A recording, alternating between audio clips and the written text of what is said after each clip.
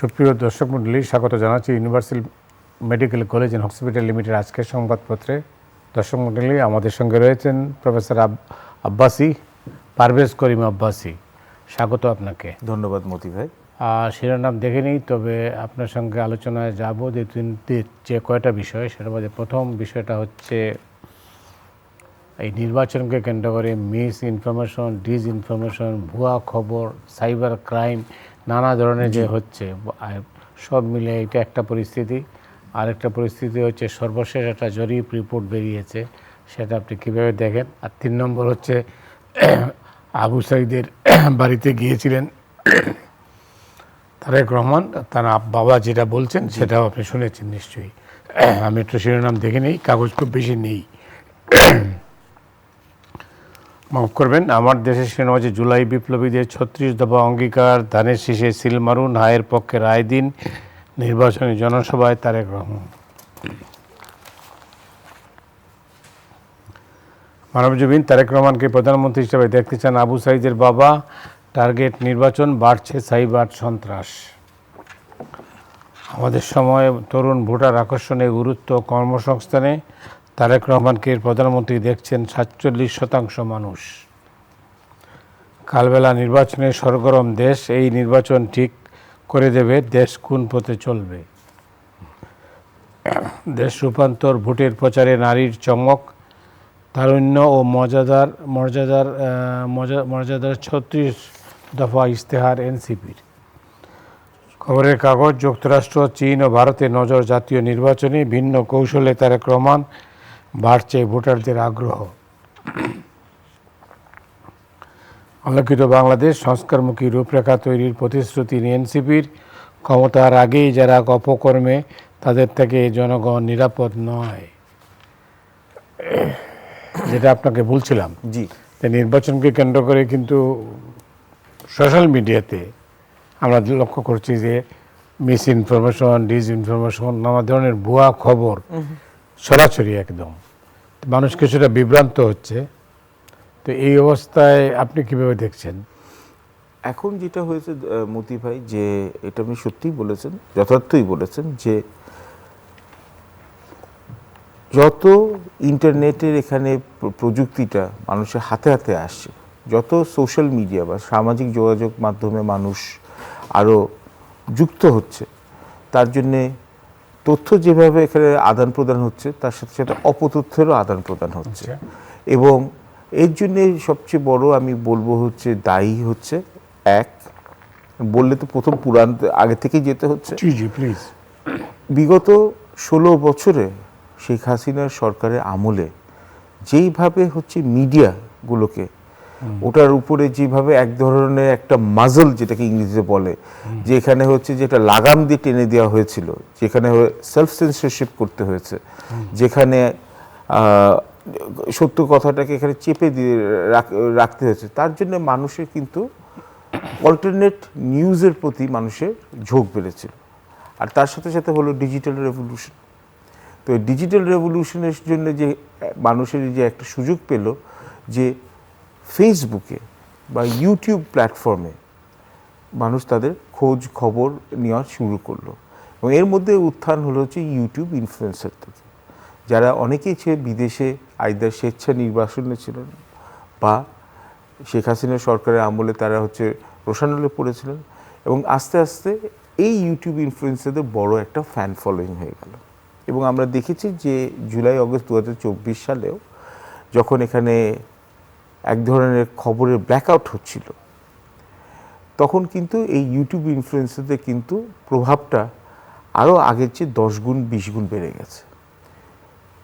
এখন যেটা হয়েছে যে বিগত 16 থেকে 18 মাসের মতো, প্রায় 1.5 বছরে যে অন্তর্বর্তীকালীন সরকারের আমলে এক ধরনের কিন্তু পুরোপুরি কিন্তু প্রশাসনিক ক্ষমতাটা প্রায় ভেঙেই পড়ে গেছে। এবং সাইবার ভিজিলেন্স বলে যেই বস্তুটা আছে, সেটাও কিন্তু নামকাওয়াস্তে আছে। অনেকগুলো নামকাওয়াস্তে আপনার সাইবার সিকিউরিটি বিলে এখানে অ্যামেন্ডমেন্ট হয়েছে, কিন্তু এনফোর্সমেন্টের আমার মনে হচ্ছে খুব কম দেখা গেছে। আইন তো আছেই, আইন বাংলাদেশের চিরকালই ভালো আইন আছে, কিন্তু আইনের প্রয়োগ আমার মনে হয় না সন্তোষজনক। এবং এই বিগত 1.5 বছরে আইন শৃঙ্খলার অবস্থা অবনতি যেভাবে হয়েছে তারই একটা প্রতিফলন হচ্ছে যে নানান ধরনের মিসইনফরমেশন এবং ডিসইনফরমেশন আপনার সোশ্যাল মিডিয়াতে এখানে সার্কুলেট করছে এবং মানুষকে এখানে প্রভাবিত করছে, এবং এ প্রভাবিত করছে হচ্ছে ভুলভাবে। মিসইনফরমেশন মানে কি? ভুল তথ্য, আপনাকে একটা ভুল তথ্য দিয়ে আপনাকে দিগ্ভ্রান্ত করা। আর ডিসইনফরমেশন হচ্ছে ইচ্ছা করে ভুল তথ্য দেওয়া, মানে এটা হচ্ছে যে আমি জেনে শুনে ভুল তথ্য দিচ্ছি যাতে হচ্ছে মানুষের মধ্যে একটা বিরূপ প্রতিক্রিয়া সৃষ্টি করা যায়। এবং এর সাথে দেখা গেছে যে অনেক ধরনের যে আমরা বলবো যে মব ভায়োলেন্স, এই মব ভায়োলেন্সের সাথেও কিন্তু আমরা দেখেছি অনেকগুলো কিন্তু মিসইনফরমেশন এবং ডিসইনফরমেশন এখানে জড়িত আছে। এর আমি যেমন একটা প্রমাণ আমি আপনাকে এখনই দিতে পারি। বেশ কিছুদিন আগে আমি যখন ডেইলি স্টার, প্রথম আলো, ছায়ানট, উদীচিতে তথাকথিত মব আগুন দিল, তথাকথিত বলছি, তো তখন এর পরের দিনে আমি দেখছি যে ফেসবুকে একটা পোস্ট আসছে, তো আগুন দেওয়ার পর উদীচির সমর্থকরা উদীচির বাইরে তারা স্লোগান দিচ্ছে, তো ওখানে ক্যাপশন দেওয়া হচ্ছে উদীচির সমর্থকরা মোদিজি মোদি মোদি বলে ওরা স্লোগান দিচ্ছে। তো আমি এখানে ভিডিওটা অন করলাম, তো দক্ষ হাতের কাজ না, তো দেখে বুঝলাম যে এখানে হচ্ছে ওরা বলছে উদীচি উদীচি, কিন্তু ওখানে ক্যাপশন দেওয়া হচ্ছে উদীচির সমর্থকরা বলছে মোদিজি মোদিজি। দেখুন জিনিসটা হচ্ছে কত হচ্ছে যে মানে ওপেনলি করা হচ্ছে। এখন এটা শুধু একটা অংশ করছে না তা নয়, আমরা এখন দেখতে পাচ্ছি যে ডিসইনফরমেশনের এবং মিসইনফরমেশন উপরে যে এখানে এই ট্রুথ ট্র্যাকিং ল্যাবসগুলো আছে, বেশ কিছু নিউজ পেপার বা ওদের কোলাবোরেশন এগুলো করা হচ্ছে।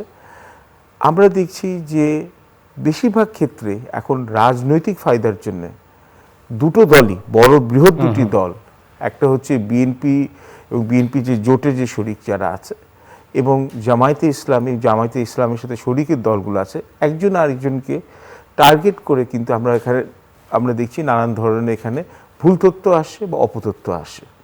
এবং এইভাবে যেটা করা হচ্ছে যে ইলেকশনের আগে যে পরিবেশটা সেটাকে আরও বিষাক্ত করা হচ্ছে এবং মানুষের মনে একটা আতঙ্ক সৃষ্টি করা হচ্ছে। এখন এটাকে ঠেকানোর উপায়টা কি? ঠেকানোর উপায় প্রথম, এবং তার সাথে সাথে ভুললে চলবে না যে শেখ হাসিনার আওয়ামী লীগ সরকারের যারা হচ্ছে দলকানার সমর্থক যারা আছে, বিশেষত যারা ভারতে আছে বা বাংলাদেশের বাইরে যারা আছে, তারাও কিন্তু নানা ধরনের কিন্তু অপতথ্য এবং হচ্ছে যে ভুল তথ্য দিয়ে মানুষকে দিগ্ভ্রান্ত করার চেষ্টা করছে। তো 3 ধরনের আছে। আপনার প্রথম জিনিস যেটা হচ্ছে যে বিশ্বাসযোগ্যতা এখানে হচ্ছে পুনঃস্থাপন করা, এবং বিশ্বাসযোগ্যতা পুনঃস্থাপন করার জন্যে মেইন স্ট্রিম মিডিয়ার মতো বিকল্প কেউ নেই। কিন্তু মেইন স্ট্রিম মিডিয়ার মধ্যে আপনি এখন মেইন স্ট্রিম মিডিয়ার মধ্যে কাকে খুঁজবেন? কেন মানুষের একটা কথা আছে যে people will believe what they want to believe. আমি ওটাই বিশ্বাস করি যেটা আমার মন থেকে আগে আমি মনকে আমি বলে ফেলেছি যে আমি এটাকেই বিশ্বাস করব। তো আমি আমার পছন্দ অনুযায়ী জিনিসটাকে বিশ্বাস করব। কারণ কোনো খারাপ খবর শুনছি, আমি এটা চেক না করে আমি শেয়ার করলাম। শুধু বাংলাদেশে হচ্ছে না, এটা আপনার ভারতেও হচ্ছে, পাকিস্তানে, সারা বিশ্বে হচ্ছে, এবং যুক্তরাষ্ট্রে হচ্ছে। এবং অনেকেই তো বলে যে যুক্তরাষ্ট্রের যে এখন বর্তমান প্রেসিডেন্ট ডোনাল্ড ট্রাম্প মিসইনফরমেশন ডিসইনফরমেশনের রাজা, কিন্তু আমেরিকার প্রেসিডেন্ট অনেক কিছু করে পার পেতে পারবেন। কিন্তু আমাদের দেশে যে সমস্যাটা হচ্ছে, ইলেকশন কমিশনের আমার মনে হয় এখন প্রচেষ্টা করা উচিত। তাদের হাতে কিন্তু এখন সর্বময় ক্ষমতা আমাদের এখানে। তো ওদের কেন যেন মনে হচ্ছে নির্বাচন কমিশন কিছুটা ঘুরে দাঁড়িয়েছে, কারণ বিশেষ করে সর্বশেষ যে সিদ্ধান্তটা সরকারি কর্মচারীদের যাতে ওরা হ্যাঁ বা না ভোটের জন্য এটা কাজ করতে পারবে, আমি বলবো ইটস এ ওয়েলকাম মুভ। তো এর সাথে সাথে আমি আরেকটা জিনিস আমি বলবো যে এখন কিন্তু নির্বাচনের সময় অনেকগুলো কিন্তু আপনি পুরো বাংলাদেশে এখানে 17 কোটি মানুষের মধ্যে এখানে এই ভোটটা হবে। তো এই সময় কিন্তু নানান ধরনের এখানে খবর আসবে, যেখানে আইদার নির্বাচনটাকে পণ্ড করার জন্য বা হচ্ছে নির্বাচন এখানে হচ্ছে যে মিথ্যা খবর দেওয়ার জন্য, যে এখানে হচ্ছে এখানে বড় আকারে এখানে নৃশংসতা হয়েছে বা ভায়োলেন্স হয়েছে বা সংঘর্ষ হয়েছে বা ভোট জালিয়াতি হয়েছে। ইলেকশন কমিশনের একটা সেল থাকা উচিত যেখানে মিসইনফরমেশন আর ডিসইনফরমেশনকে স্ট্রংলি কাউন্টার করা উচিত। এবং আমি বলবো যে ইলেকশন কমিশন যে এখানে একটা স্টান্স নিয়েছেন কমিশনার, যে সরকারের এখানে নিযুক্ত আমলারা কোনো হা বা না ভোটের মধ্যে ওরা সরাসরি সম্পৃক্ত হবে না। আমার মনে হয় যে এটা হচ্ছে সরকারি কর্মচারীদের হচ্ছে নিউট্রালিটি বা নিরপেক্ষতাটাকে ওরা হচ্ছে এটা বজায় রাখতে পারবে। তো এইভাবে যদি সামনে দলমত নির্বিশেষে হোক বিএনপি হোক জামায়াতে ইসলামী বা অন্যান্য যেখানে শরিক দলগুলো আছে, যদি নির্বাচনে এখানে আপনার যে কোড অফ কন্ডাক্ট এরা যদি এখানে লঙ্ঘন করে, জি, বা দেখা যাচ্ছে যে তাদের সমর্থিত বা তাদের সমর্থকরা বা তাদের সেলগুলো যদি বট বাহিনী দিয়ে যদি একজন আরেকজনের মিথ্যা অপপ্রচার করে, যেটা হচ্ছে সামাজিক স্থিতিশীলতাকে এখানে বিঘ্ন করে বা নির্বাচনে এখানে পরিবেশটাকে এখানে হুমকি স্বরূপ করে, তাহলে তখনই ওরা হচ্ছে কড়া অ্যাকশনে যাওয়া উচিত।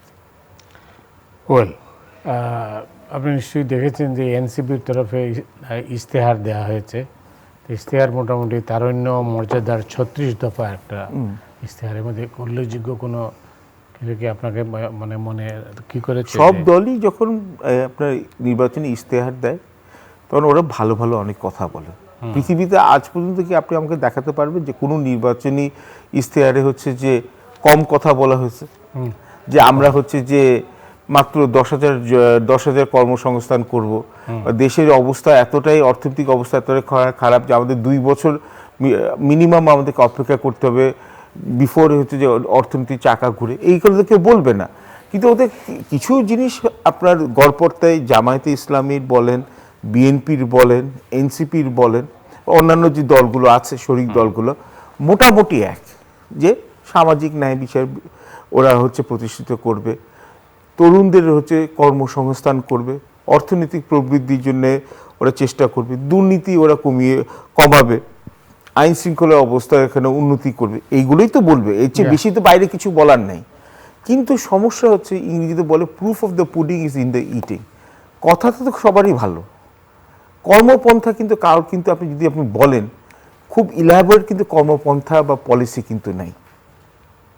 আমি জানি না ভবিষ্যতে নিশ্চয়ই থাকবে, অ্যাকশন প্ল্যান থাকবে, কিন্তু এনসিপি যেমন একটা, যে এটা আমি পুরোপুরি আমি এটাকে বলবো যে কোনো রাজনৈতিক দলের সাথে আমার এখানে আমার কোনো সাপোর্ট নেই। যে ভালো করবে তাকে ভালো বলবো, যে খারাপ করবে তাকে আমি গঠনমূলক সমালোচনা করবো, এটাই হচ্ছে আমার বিশ্লেষক হিসেবে কাজ বা দায়িত্ব। কিন্তু এনসিপি একটা যে প্রস্তাব আছে আমার কাছে মনে হচ্ছে এটা বাস্তবসম্মত নয়, এবং এটা ওরা কেন প্রপোজ করলে বুঝতে পারছে, কিন্তু এটা ওদেরকে চিন্তা করা উচিত যে মিনিমাম যে ভোটিং এজ এটা 16 বছরের নামিয়ে নিয়ে আসা। এটা তো একদম আমাদের মার্কেটে এটা কোথাও, আমি আবারও বলছি, ভোটিং এজ, ছেলেদের বিবাহের বয়স কত আইনত বাংলাদেশে? 18। বিয়ের মতো একটা দায়িত্বশীল একটা ব্যাপারের জন্য হচ্ছে মিনিমাম, যে আমি বলবো সর্বনিম্ন বয়স হচ্ছে 18 বছর আমাদের আইন অনুযায়ী। এর নিচে আপনি যখন ওই পরিপক্কতাও আসে নাই, 16 বছরে এখানে তরুণীদেরকে যারা আবেগ দ্বারা তাড়িত এবং 16 বছর বা আমি বলবো আমাদের ছেলেমেয়েরা বা আমাদের সন্তানেরা এই বয়সে তো পরিপক্কতা আসার কথা না। তো এই বয়সে যখন ওদেরকে 16 বছর বয়সে তাদের জন্য ভোটের কথাটা বলা হচ্ছে, তার মানে এই একটাই কথা যে এনসিপি চেষ্টা করছে যে ওদের যে ওরা যেটা ভেবেছিল যে তরুণ ভোট ব্যাংক, যেখানে যে তরুণ ভোট ব্যাংকে ওদের যে আকর্ষণটা ওরা করতে পারে নাই বা আকৃষ্ট করতে পারে নাই, যারা তার জন্য তো আপনি দেখেন যে যতগুলো হচ্ছে যে আপনার পাবলিক ইউনিভার্সিটি যে ইলেকশনগুলো হলো, এনসিপি একটা সমর্থিত একটা দলও কিন্তু মানে একটা প্রার্থী কিন্তু জিততে পারে নাই। তো এই জন্য তো শেষ পর্যন্ত এনসিপি জামাতের সাথে জোট করলো, আইদার বিএনপির সাথে করতে হতো, নাহলে হচ্ছে জামাতের সাথে করতে হতো। ওদের কিন্তু না, ইন্ডিপেন্ডেন্ট থাকলেও পারতো, এইবারই জিততে হবে, এইটার কারণ ক্ষমতার মোহ ওদেরকে অতি অল্প বয়সে পেয়ে বসছে, এটাই তো এখানে প্রতীয়মান। তো ওরা কি করতে চাচ্ছে, আমাদের ইলেকটোরেটের হচ্ছে 46%, মানে 44% হচ্ছে তরুণ। এখানে তরুণ বলে করা হয় যে 18 থেকে 37 বছর বয়সে, তাদের ভোটটা ধরার চেষ্টা করছে। এবং এটা যদি আরো এক্সপ্যান্ড করে তাহলে এনসিপি তাহলে এখন অনেক বড় বড় এখানে ওরা হচ্ছে বুলি শোনাবে। কিন্তু এবং আমি এটা আমার যতদূর মনে পড়ে যে অন্তর্বর্তীকালীন সরকারের মাঝে কিন্তু এরকম কথা কিন্তু 1-2 উপদেষ্টার মুখে শোনা গেছিল, এটা মিডিয়াতে আসছিল। কিন্তু এটা হটকারিতা, এটা কোথাও হয় না এবং এটা হওয়া উচিত না। আমি আবারও বলবো যে প্রত্যেকটা একটা সামাজিক পট পরিবর্তনের সময়, একটা বিপ্লবের পর সমাজে নানান ধরনের অস্থিতিশীলতা চলে। কিন্তু একটা জিনিস যেটা সামনেই নির্বাচিত সরকারের অত্যন্ত গুরুত্বের সাথে এখানে কাজ করা উচিত, এক, ওটা যদি বিএনপি হয় বা জামায়াতে ইসলামী হয়, কারণ এদের মধ্যে হওয়ার একটা সম্ভাবনা আছে, কারণ এরা দুজন তো একসাথে কোয়ালিশন করবে না। তো এখন হচ্ছে এদের দুজনের মধ্যে যারাই আসবে, যে এক, আমাদের তরুণ সমাজে, আমাদের ছাত্র সমাজে যে অস্থিতিশীলতা দেখা গেছে, যে শৃঙ্খলাবোধের অভাব দেখা গেছে, এইটাকে যাতে হচ্ছে রুখে দাঁড়ায়। এখন তরুণদের হচ্ছে হ্যাঁ, ওরা স্বপ্ন দেখবে, দেশকে পরিবর্তন করার স্বপ্ন দেখবে, দেশের জন্য এখানে হচ্ছে মানুষের মতো মানুষের স্বপ্ন দেখবে, দেশের এখানে রাজনীতিতে এখানে ওরা পরিবর্তন আনবে। কিন্তু এখন আমাদের এখানে হচ্ছে যে একটা স্কুল কলেজের বাচ্চা যদি চিন্তা করে যে আমি কলেজ পাশ করে মন্ত্রী হয়ে যাব, তাহলে কিন্তু এটা কিন্তু খুব বড়, এখানে একটা আমি বলবো যে এখানে একটা হঠকারী এখানে একটা চিন্তা ভাবনা। এবং আস্তে আস্তে যে পরিশ্রম করে উপরে উঠতে হয়, এটা যাতে আবার হচ্ছে আমাদের ছাত্রদেরকে চলে আসে, এবং ওরা যে আইন কানুন মানতে হয়, দেশে এখানে একটা শৃঙ্খলাবোধ থাকতে হয়, এইগুলো যাতে এখানে ফেরত আসে। তো আমার মনে হচ্ছে যে এনসিপি কেন, শুধু এনসিপিকে দোষ দিয়ে লাভ নেই, বিএনপি তো দেখবেন হচ্ছে কর্মসংস্থান, এখানে ওর ম্যানিফেস্টোতে বলেছে 1 কোটি কর্মসংস্থান করবে, খুব ভালো কথা, হলে তো দেশের জন্য খুব ভালো। কিন্তু প্রত্যেকটি রাজনৈতিক দলের কাছে আমার একটি প্রশ্ন, আপনারা যে কথাগুলো বলছেন এর পিছনে কি সুচিন্তিত আপনাদের কি কোনো পলিসি প্ল্যান প্রোগ্রাম আছে নাকি? না থাকলে দেশ উপকৃত হবে, না হলে শুধু কথার কথা বললে কিন্তু এখন কিন্তু এই যে জুলাই অগস্টে বিপ্লব হয়েছে, শুধু কিন্তু একটা অগণতান্ত্রিক সরকারকে সরানোর জন্য না, ওরা কিন্তু চেয়েছে হচ্ছে যে অর্থনৈতিক বৈষম্য দূর করার জন্য, কর্মসংস্থানের জন্য। এইগুলোর প্রতি কিন্তু এখানে মনোযোগ দিতে হবে। অনেক ধন্যবাদ। আমাদের সময় শিরোনাম সেটা হচ্ছে যে তারেক রহমানকে প্রধানমন্ত্রী দেখছেন 47% মানুষ, জনমত জরিপ। আপনি নিশ্চয়ই নিউজটা পড়েছেন? পড়েছি। আপনি কিভাবে দেখেন? আমার মনে হচ্ছে যে এখন দেখুন অনেকগুলো পোল হয়েছে, কিন্তু এই পোলের সাথে আমি দ্বিমত করব না, আবার খুব এটাকে নিয়ে খুব উচ্ছ্বসিত হব না, কারণ নির্বাচনের দিনের পরে ফলাফল বুঝে যাবে। কিন্তু কিছু কিছু ব্যাপার আছে যেটা আমার মনে হয় যে বিএনপির জন্য হয়তো বা হালে কাজ করেছে, ওই বিএনপি পালে হাওয়া দিয়েছে। এক, বিএনপির এখন যে বর্তমান প্রেসিডেন্ট তারেক রহমানের দেশে ফেরা, স্বদেশ প্রত্যাবর্তন। দুই, বিএনপির যে ইউনিফাইং ফিগার বেগম খালেদা জিয়ার ইন্তেকাল, এবং তারপর যে আবেগের, যে এখানে মানুষের মধ্যে যে আবেগটা ছিল বা মানুষের ওনার প্রতি সম্মানটা ছিল, ওটার যে আউটপোরিংটা।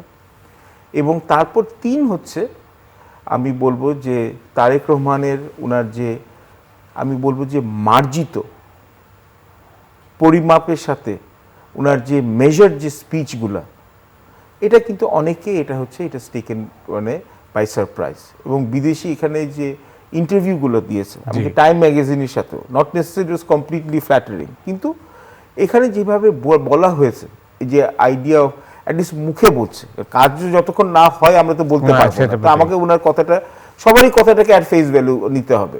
যে আমার যদি বলছে আমরা ক্ষমতায় আসলে আমরা দুর্নীতি কমাবো, এটাও আমরা ফেস ভ্যালু নিতে হবে। জনাব তারেক রহমান যেমন বলছে, এখানে একটা জিনিস ভালো বলছে যে এখন রিকনসিলিয়েশনের দরকার, এখন হচ্ছে যে ভেন্ডেটা পারসিউ করে দরকার নাই, বা ব্যক্তিগতভাবে উনি কোনো এখানে যে আগের সরকার আওয়ামী লীগকে এখানে বেশি এখানে গালমন্দ না করা, বা এমনকি এখনও জামাতের সাথে যদিও বা রাজনীতিক এখানে মাঠে এখানে একজন আরেকজনের এখানে অ্যাকিউজিশন স্ট্রেট করতে হয়, তবু এখানে হচ্ছে বলবো যে একটা সংযমের দেখা গেছে, বা এখানে যেভাবে একটা যে এখানে শৃঙ্খলাবোধের উপরে যে ওনার এমফেসিস, এটা কিন্তু অনেকে অ্যাপিল করেছে। এবং জামাতের জন্য কিছু ওন গোলস হয়ে গেছে, মানে এটা যে সেমিসাইড গোলস হয়ে গেছে। কেন দেখুন, আপনি চান না চান, আপনার 49% 49.24% ইলেকটোরেট হচ্ছে মহিলা, 6 কোটির উপরে হচ্ছে আমাদের শুধু মহিলা ভোটার আছে। এখন এত বড় একটা গ্রুপের এখানে তাদের মধ্যে কিন্তু কিছু সংশয় দেখা গেছে। কারণ প্রথমে হচ্ছে যে আপনার ন্যূনতম এখানে হচ্ছে যে আপনার মিনিমাম যে ন্যূনতম যে আপনার হচ্ছে কাজ করার যে সময়সীমা বেঁধে দেওয়া, এতে হচ্ছে অনেক মহিলাদের মধ্যে একটা আতঙ্ক সৃষ্টি করেছে। তাহলে যে এখন কথা বলছে যে ওরা সম্মানবোধ দিতে চাচ্ছে, ওনাদেরকে মহিলাদের জন্য সেফ একটি এনভায়রনমেন্ট দিতে চাচ্ছেন। পৃথিবীর কোথাও মহিলাদের জন্য সেফ এনভায়রনমেন্ট নেই, পুরুষদের জন্যই নাই। কিন্তু হ্যাঁ, বলাটা ভালো কথা, কিন্তু এটার মধ্যে মহিলাদের মধ্যে শঙ্কা আছে। আমাদের তো এখানে যে ইকোনমিক এখানে আমাদের যে পার্টিসিপেশন রেট, মহিলারা যেখানে কাজ করে আমাদের শ্রম বাজারে, এটা তো এটা প্রুভেন ফ্যাক্ট আছে। তা এটা একটা এখানে ভোটে এখানে একটা ডিসকানেক্ট হয়ে গেছে। তারপর 2 নম্বর হচ্ছে যে আপনি দেখেন আমরা এখন বলবো যে প্রত্যেকটি রাজনৈতিক দল মহিলাদেরকে ওপেন ইলেকশনে এবার কিন্তু খুব কম। আমাদের যতগুলো এখানে ক্যান্ডিডেট আছে 2000-এর মতো ক্যান্ডিডেট, মাত্র 4% হচ্ছে মহিলা ক্যান্ডিডেট। এর বেশিরভাগই আসে বিএনপি থেকে, যাই আসে অল্প। জামায়াতে ইসলামের কোনো মহিলা ক্যান্ডিডেট হতে পারে, তাদের স্ট্র্যাটেজি। আমি এটাকে আমি ক্রিটিসাইজও করার কিছু নাই। জামাতের সমর্থকরা এটাকেই পছন্দ করবে, তাদের প্রচুর মহিলা সমর্থক আছে। কিন্তু যারা হচ্ছে যে সুইং ভোটার, জামাতের পলিসিতে হচ্ছে যে জামাতের আমির যেটা বলেছেন, উনি নিজেই বলেছেন আল জাজিরার সাথে ইন্টারভিউতে, যেখানে জামাতে আমির মহিলা হতে পারবে না। যদি এটা হয়ে যায়, উনি ওনার পলিসি, ওনার পলিটিক্যাল পার্টি উনি এখানে আইডিওলজি ব্যক্ত করেছে। তো এই যে সার্ভেতে যেটা বলেছে যে সুইং ভোটার্স যারা বা আনডিসাইডেড ভোটার্স যারা এখনো তাদের মন স্থির করতে পারেনি, তারা কিন্তু অনেক অংশে কিন্তু এখন বিএনপির দিকে ঝুঁকে পড়েছে, এটা কিন্তু এখানে বলা হয়েছে। এবং যেটা বিএনপির সমর্থকদের জন্য হচ্ছে, আমি বলবো যে অপটিমিজমের কারণ, যেটা হচ্ছে যে তাদেরকে এখানে আশা যোগাতে পারে। অনেকেই কিন্তু হচ্ছে তারেক রহমানকে এখন প্রাইম মিনিস্টার ক্যান্ডিডেট হিসাবে দেখে, এবং আমার মনে হচ্ছে যে এখানে 3 জনের মধ্যে 2 জন দেখছে হচ্ছে যে এখানে তারেক রহমানকে এখানে প্রাইম মিনিস্টার ক্যান্ডিডেট হিসাবে। এবং এটাও হয়েছে কিন্তু ওনার 25শে ডিসেম্বর 2024 সালে আসার পর ওনার কথাবার্তা, ওনার মানুষের সাথে ইন্টারাকশন, ওনার যে সংযমবোধ, এবং এইগুলোর জন্য কিন্তু কিছুটা হলেও কিন্তু আনডিসাইডেড ভোটার্সকে ইনফ্লুয়েন্স করেছে। এবং আওয়ামী লীগের যে যারা আগে ট্র্যাডিশনাল সমর্থক ছিল, তাদের মধ্যে কিন্তু অনেক অংশই কিন্তু বলছে ওরা কিন্তু আবার চিন্তা করছে, কিন্তু ওরা মোটামুটি এখন ঠিক করছে যে এখন হচ্ছে বিএনপির দিকে ওরা ঝুঁকতে পারে। তো এবং সঙ্গে সঙ্গে যে হালে যে এখানে আমাদের যেখানে ল অ্যান্ড অর্ডারের সিচুয়েশন ডিটোরিয়েট করে গেল, ওসমান হাদিকে এইভাবে যে করুণভাবে মারা হলো, এবং এটা এখনো কিন্তু এটা কোনো সুরা হয় নাই। 2, আপনি মানুষ পছন্দ করুক না পছন্দ করুক, 2টি বড় খ্যাতিমান এখানে নিউজ পেপার অফিসকে দাও দাও করে আগুন লাগিয়ে দেওয়া হলো। 2টা হচ্ছে যে আপনার হচ্ছে কালচারাল সেন্টার্সগুলো, ছায়ানটের উডিচিকে এইভাবে আগুন লাগিয়ে দেওয়া হলো। তো এটার মধ্যে কিন্তু অনেকের মধ্যে সংখ্যা বোধ হচ্ছে এখন এটার দায়ে, এবং এটার জন্য মিসইনফরমেশন বলেন বা ডিসইনফরমেশন বলেন, বা এটার সঠিকভাবে ক্ল্যারিফিকেশন না করা, এটাও সমস্যা হয়েছে। এবং হালে আপনার ওয়াশিংটন পোস্টের যে এখানে যে রিপোর্টটা যেটা বার হয়েছে, এটাতেও কিন্তু হচ্ছে যে মানুষের মনে নানান ধরনের শঙ্কা এখানে প্রকাশ পেয়েছে। এবং সবার শেষে আমি বলবো যে নির্বাচনটা সুষ্ঠু হওয়া উচিত। যদি কেউ বিএনপিকে ভোট দিতে চায়, ভোট দেখ। কেউ যদি জামায়াতকে ভোট দিতে চায়, ভোট দেখ, বুঝে শুনে ভোট দেখ, এবং মানুষের রায় যাতে প্রতিফলন হয়। এখানে আমাদের সময় একটা ছোট্ট নিউজ ছিল যে মাহফুজ আলম, সাবেক উপদেষ্টা, তথ্য উপদেষ্টা ছিলেন, তিনি ভারতের দ্য উইকের সঙ্গে একটা সাক্ষাৎকার দিয়েছেন। সেই সাক্ষাৎকারে তিনি বলছেন আওয়ামী লীগ ও জামাত মুদ্রার এপিট ওপিট। এটাও তো এটা অদ্ভুত একটা পরিবর্তন, তাই না? কেননা এক হচ্ছে যে এতকাল হচ্ছে যে আমাদের যে তরুণ ছাত্র যারা এখানে নেতারা ছিল, যারা উপদেষ্টা ছিল, তারা উঠতে বসতে ভারতকে গালি দিত। এখন ভারতে এখন মিডিয়ার সাথে ইন্টারভিউ দিচ্ছে। তারপরে অনেক কিছু রাজনীতিতে পাল্টাতে পারে। এবং 2 হচ্ছে আমরা দেখলাম যে এনসিপির হচ্ছে নিজেদের মধ্যে অন্তর্দ্বন্দ্ব। কেননা এখানে দেখলাম প্রথমে হচ্ছে ওনারা বেশ কিছুদিন ওনারা উপদেষ্টাও থাকতে চাচ্ছেন, আবার এনসিপির সাথে জড়িত আছেন। তো এটাও হচ্ছে যে একটা হাস্যকর একটা ব্যাপার। আগে সরকারের আমলে যেমন জাতীয় পার্টি অপোজিশনও ছিল, আবার হচ্ছে সরকারের মধ্যেও ছিল, আর মানে শেখ হাসিনা সরকারের মধ্যে। এখন অনেক অংশে ওইটারই একটা ভেরিয়েন্ট। এবং মাহফুজ আলমের সাথে যে বাকি এনসিপি নেতাদের সাথে যেটা ফলিং আউট হয়েছে, এটাও তো মিডিয়াতে দেখা গেছে। তো উনি ওনার ব্যক্তিগত ওখানে ওনার মতটা প্রকাশ করেছেন। তো ওর এই বক্তব্যটা আর কাজে কার আসবে? কাজে আসবে বিএনপি। কিন্তু আপনি এখানে দেখুন, এখানে এনসিপির যতটা ওদের পোটেনশিয়াল ছিল, আমার মনে হয় সেই পোটেনশিয়ালটা তরুণদেরকে আকৃষ্ট করার যে ওদের যে সুযোগটা ছিল, ওরা নিজেদের দোষে নিজে হারিয়েছে। এটা অদূরদর্শিতার জন্য। এবং ওরা এই যে রাজনৈতিক দল করার জন্য যে তাড়াহুড়াটা, ওরা যদি প্রেশার গ্রুপ হিসেবে কাজ করতো, আরও অনেক বেশি কাজ করতে পারতো। 4 বছর 5 বছর পর যদি রাজনৈতিক দল হিসেবে আত্মপ্রকাশ করতো, তাহলে পরিপক্কতা আসতো, জনগণের সহানুভূতিটা হতো। কিন্তু এটাও একটা ঠিক যে রাজনীতিতে কিন্তু ধৈর্য বলে একটা জিনিস আছে। রাজনীতিতে কিন্তু আপনার ওই T20-র মতো হুট করে কিন্তু কোনো কিছু ফুলে ফিপে কলা গাছ হলে এটা কিন্তু এটার ফল কিন্তু ভালো। টেস্ট ম্যাচের কথা বলছেন? জি, একটা টেস্ট ম্যাচের মতো পেশেন্সের সাথে এখানে টিকে থাকতে হবে। অনেক অনেক ধন্যবাদ আপনাকে প্রফেসর আব্বাসী। দর্শক মণ্ডলী, আজ এ পর্যন্তই। আপনারা সবাই ভালো থাকুন। শুভরাত্রি।